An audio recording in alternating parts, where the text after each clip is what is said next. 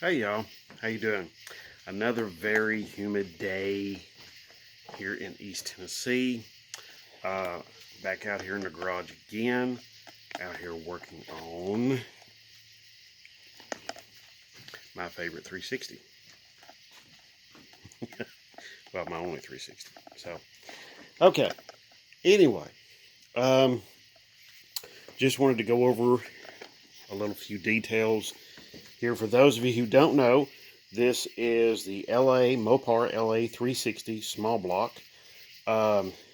This is the same architecture as the 318 and the 340, and basically also the same architecture as the Magnum 318 and 360.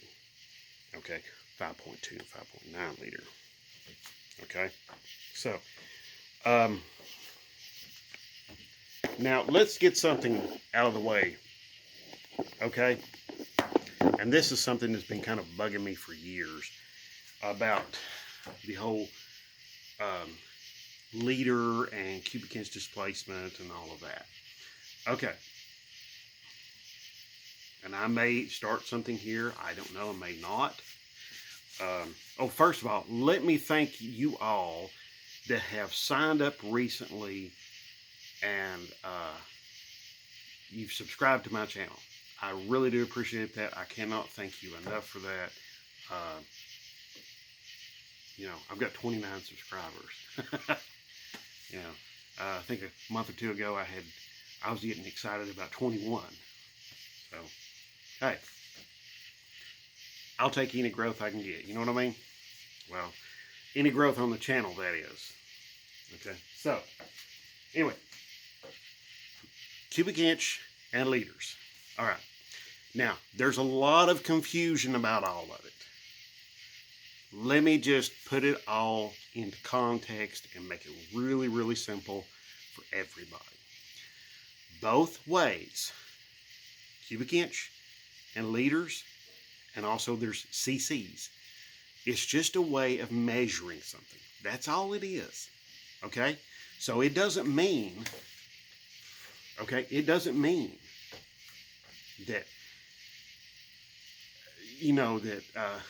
the 5.7 liter over here and the 5.7 liter made by Chrysler and the 5.7 liter made by General Motors or the 5.7 liter made by Toyota is all the same engine, because it isn't. Okay? Matter of fact, International Harvester made a 5.7 liter too. So what it all boils down to is it's just a unit of measurement. Okay? It's like inches and feet. Okay? All right? It's just that liters is a metric form of measurement for the cubic inch, for the displacement of an engine. Okay?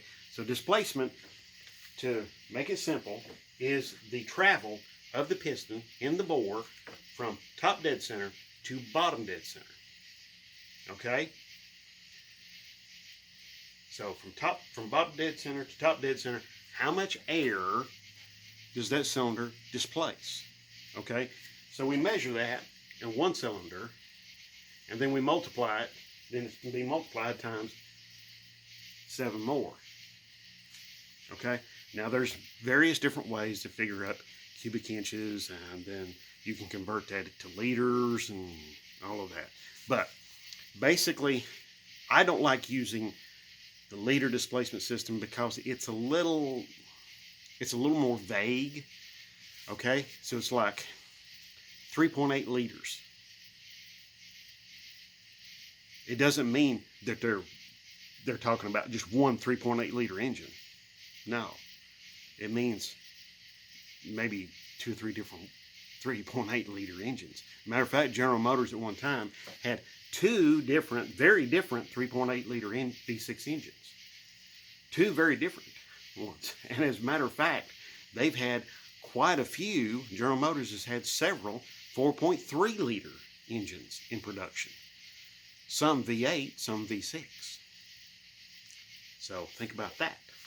So anyway, now, so we're going to talk about not boring, but we're going to talk about honing. Okay. Now, there's like a lot of things. There's a lot of different ways to do it. I have my way. Other people have theirs. You know, that's just the way it is. Okay. So you want to select a good drill, powerful drill. I like the corded versions myself. I find them a little more controllable. You notice this one has the side handle, just a little easier, just makes it just that much easier for me to control. You want to make sure your cylinders are clean. Okay? Now, when I say clean, I mean really, really clean. I mean like almost ready to assemble clean. Let me turn on the lights so you can see what I'm talking about.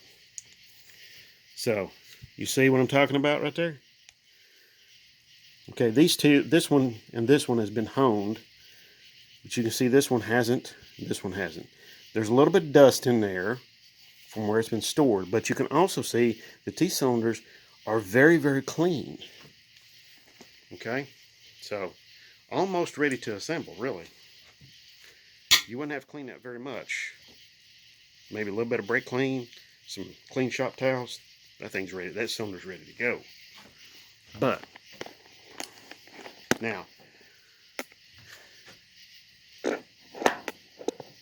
so what you also want to do is you want to keep the speed of the drill consistent. You don't want the speed of the drill varying around. I have a cordless drill. I was using that. Apologies. My allergies are acting up. It's just really humid out here, and I think there's something in the air that's blooming, and it's just jacking with my sinuses, allergies. But getting back to what I was talking about, you can use a cordless drill. I find the cordless drills a little bit harder to control. You want to use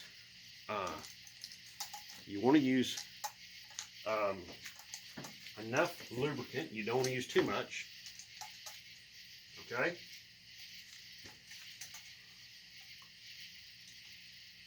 So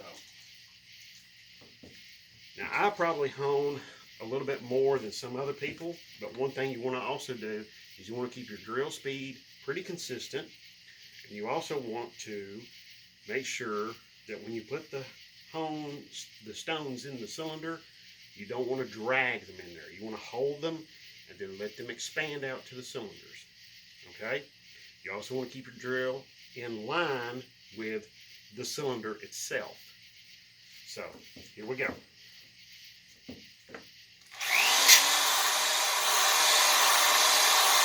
You will tap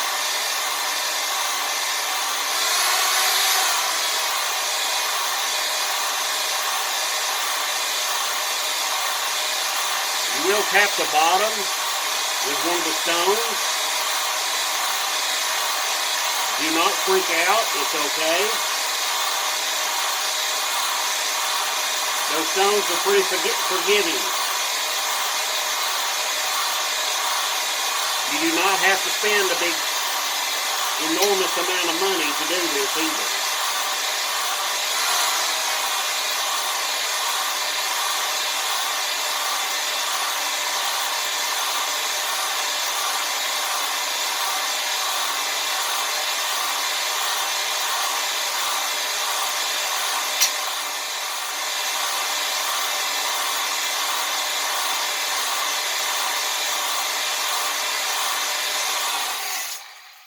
Okay, another thing is when you get to the very top, you're fixing to pull the thing out, you want to let it continue to rotate as you're pulling it out, okay?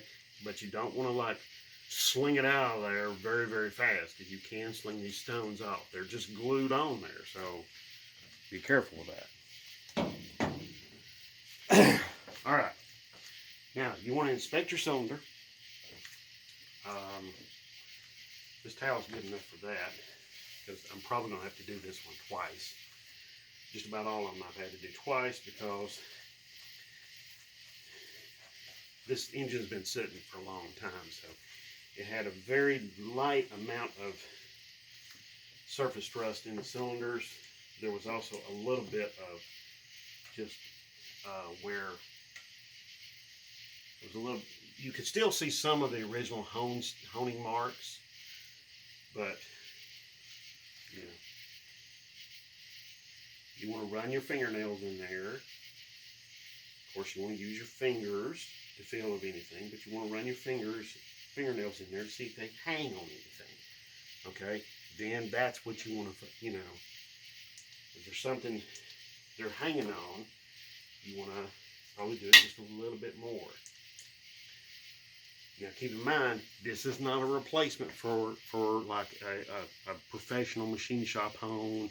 It's also not a replacement for, you know, boring the cylinders. Okay, so you know, don't get this mixed up. Okay, another thing is, be prepared to get dirty. You see me, okay? I mean, there's like splatter marks on my shorts, on my legs, on my flip-flops. Yes, I am wearing flip-flops and I'm honing. Yep, see the splatter marks? Yeah, you're gonna get dirty. So, it's okay though. No big deal. But why do we want to hone? Very good question. I think you can see on this side a little bit better. You see those cross hatches right there? See the lines going different directions? Okay? Why do we want that? That is the result of that those honing stones going up and down and spinning. Okay? Now, the reason why we want that is so that we can keep the oil, as the piston goes down and comes up, the oil can be retained in these little grooves, okay, that I'm cutting into that. So very tiny little particles of oil can be retained in those grooves. That way, the rings have something to ride on, okay? You need a little lubrication for the rings, all right? Just enough. Don't want too much, don't want too little. Too little, burn up your rings, then wears the rings out, increases the gap in the clearances, then the engine starts burning more oil, and then has oil control problems, and it just goes on and on and on and on and on. So there we go. All right, I'm going to get to work, back to work on this, and I'm going to finish these other two cylinders. I'm going to try to do this really quickly because it is really humid out here, and not only that, so it's a little hard for me to breathe with my allergies acting up. But two, the bugs, it's nighttime, so the bugs are out and about, and they sometimes get in here because I do have the doors open. So they do get in here, and when they do, they can, you know, they just start buzzing around me and start irritating me and distracting me. So I'm going to finish these other two cylinders, and I'm going to move on from there. Oh, another thing, don't lubricate too much, okay? So that's something else. That's something I was doing just recently, and I found out, hey, it's too much lubrication, back off a little bit, okay? So, I mean, you can over lubricate when you do this, and the stones just don't cut as much. So, just something to be aware of. The lubricant that I use is part Marvel Mystery Oil and part transmission fluid, automatic transmission fluid. So, it's really good for like cutting and setting all of this up. Okay. All right, I'm going to carry on because I want to get this done. I want to do something on this engine. I want to get something done on this engine. So I'm going to carry on. Okay. I thank you very much for watching. God bless. Have a great one. And thank you for watching anyway. Again. All right. Bye-bye.